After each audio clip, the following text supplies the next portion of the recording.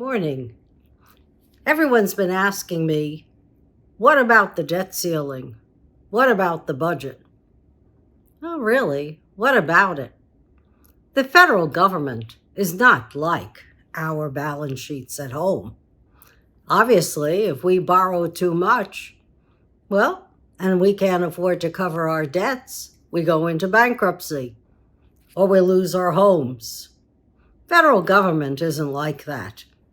The federal government is merely borrowing from itself and relies on the revenue of all of its citizens to replenish the coffers. Why do you think there's now 87,000 people that are going to be hired by the IRS? That's so people who are evading taxes can start finally putting money back into the federal kitty. Biden can get out of this mess just like that. All he has to do is say, okay, we're going to repay the federal deficit in 100 years. That's it. The debt goes for 100 years. And there are many things that he can do. Don't have to look like the Republicans are looking at the middle class. Because even if they're not going to touch our Social Security, by the very fact that we're not going to spend more in the next couple of years, that's going to cause a recession. We already have folks in the middle class who are worried about, are they going to have a job?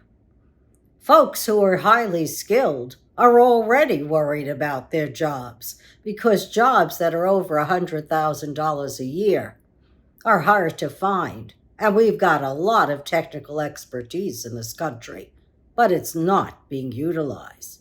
No, they'd rather drive us crazy with automated systems that you have to talk to, and all you do is go into a loop. I don't know who's programming those automated systems for customer service, but as far as I'm concerned, they're the pits. I'm trying to cancel one product now for almost 6 months. I just don't seem to be able to get it right, and so I still get the product, and I have no way to send it back. I'd rather deal with a human being. I was at a Technion event the other night for about 8 deans, and they were concerned. They said, we hear you talk so much about technology and what you like and what you don't like. And really, I love technology. I just think there should be regulation. I want to see the GDPRs installed right here in America. I don't want the Surgeon General coming out and saying that it's bad for our kids to be on social media and that their data is being used against them and that it's harmful for them. That doesn't happen overseas. They've got rules and regulations. Facebook was just fined over $1 billion because Ireland didn't like the way they were using European data and shipping it over here. They were afraid that European privacy was being nullified. And guess what? It is. Just like our privacy. We don't have any privacy. Everything we do on social media doesn't stay on social media. No, it goes to various reporting agencies. It goes to third parties. It goes to people who are looking at our medical expenses, our insurances, and it goes to recruiters. Of course, I'm against a lot of that because I think I should be the one who decides who owns my data. I don't want a corporation to own my data.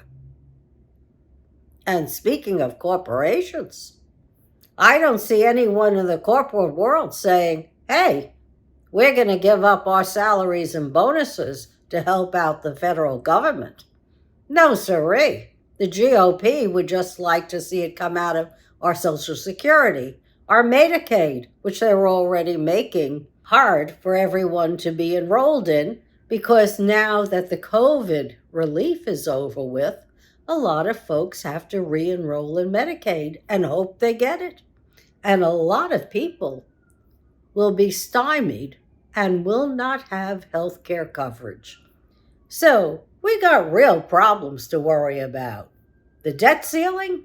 That shouldn't be one of our problems. That's something that can be resolved.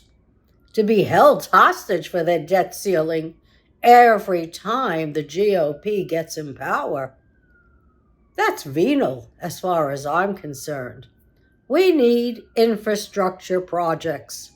We need to be working on water.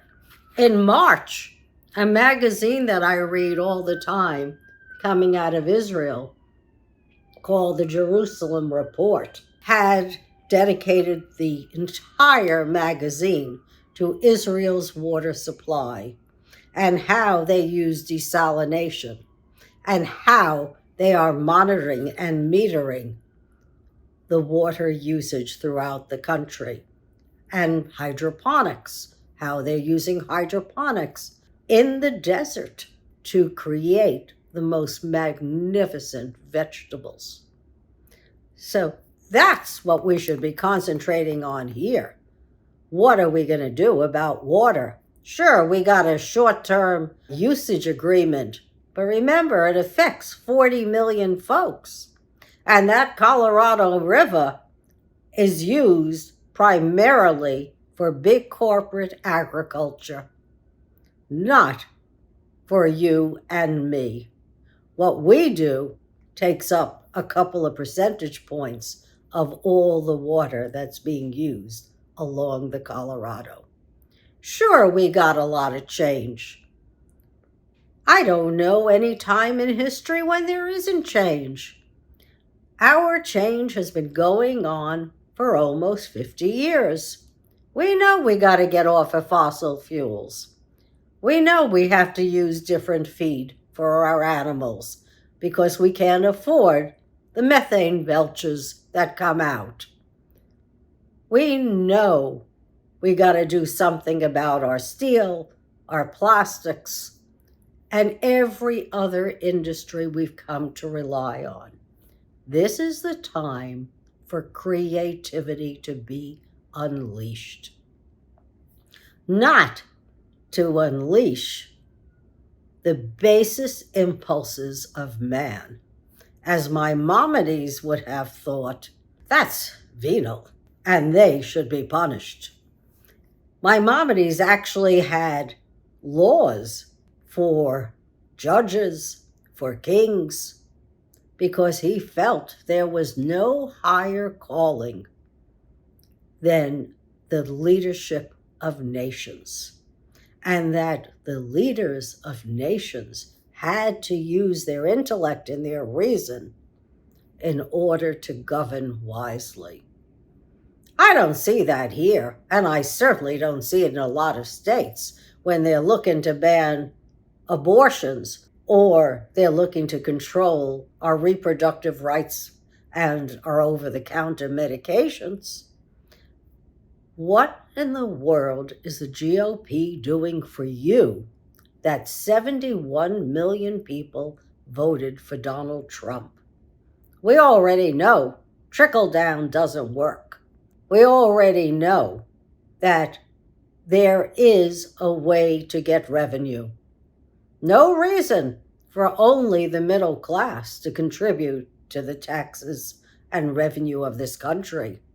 In New York City, if you own an apartment that's $25 million and up, you don't pay any taxes. Well, that's a couple of billion of low-hanging fruit that we should be able to tap. And speaking of other low-hanging fruit, we got to worry about our marshes. We used to have 350,000 acres or more. Now we got 15,000. They're saying that Manhattan is sinking under the weight of its skyscrapers. You think? Not every skyscraper is anchored in bedrock. And now with the water levels rising all over the world, you're going to see a lot of erosion all over our coasts. And we've got thousands of miles of coastline. One of the interesting articles in this magazine was about using breakwaters to generate electricity. It's a novel idea, and we know we've got a lot of jetties out there and a lot of waves. Is it a tried and true technology? No, it isn't. But is it worth investing in? I think so, because we can't have millions of acres dedicated to solar power. We're going to have to supplement that solar power. We need nuclear energy. And I still don't understand why we're not using thorium. In this day and age, whoever gets the first nuclear bomb off, guess what? It's a zero-sum game, and that country is not going to survive. So I think we can't afford to cut back on our expenses now. We still need good education. We still need a lot of nurses and doctors and mental health physicians and social workers in our system. We've got a generation of kids with problems and trauma. This is not a time to stop spending. Give it up, Biden. Whatever you do, McCarthy is not going to like you in the morning. And I think, do what's right, Jerome Powell. Listen to Yeltsin, listen to Warren, raise the debt ceiling, because that's what absolutely should happen. And let's go on funding jobs and a recovery. No need for us to go into a recession. Not when so many people are already unemployed. I think we've shown that big business doesn't know how to be accountable to themselves, their shareholders, nor their labor. And that's got to change. And I still believe, let's take away some of the subsidies already from big agri and from the fossil fuel industry. If anyone knows where the innovations are, the fossil fuel industry does.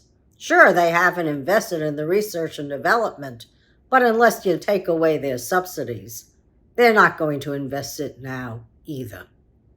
So, unlike Israel, who does a lot of investment in research and development, we do very little. It's so much easier for everyone to just buy up another company that's already proven itself. But we're not moving forward, and we can. I'm going to be in Detroit in a couple of weeks, and when I go there, I'd like to see what they're doing, because they're becoming an innovative hub, and they'd like to attract more people and more technology to their state. And they can probably afford it, because I was in Michigan during the boom years, 1976 to 79, when automotive was really bustling. No reason all of our cities can't be bustling. We don't have the best transportation in the world. We don't have the best education in the world. We don't have a finite source of water. We can undo the racism of infrastructure that occurred under Robert Moses. We can make things better. In England, they're planting fruit trees all over. We can plant fruit trees all over here too. They're putting it in the schools. They're putting it in the boulevards. They're putting it in the parks. And they figure anyone who wants can go and pick the fruit. I think it's a great idea. I'd put it in schoolyards. A, it's a lesson for the kids. And B, it's something nutritious. So, Instead of thinking about how you hate the next guy in this country, why don't you think about how can we all get along? How can we all join together and have the best society we can have? One where people feel fulfilled and are indeed contented. Don't look to anyone else for our salvation, but I can look to my next door neighbor for help, and so can you and my community. And that's what we should be doing. Stopping the venality, stopping the culture wars. It just stops us from moving forward and tackling the issues that really matter to all of us. Thank you for listening, and I'll see you next week.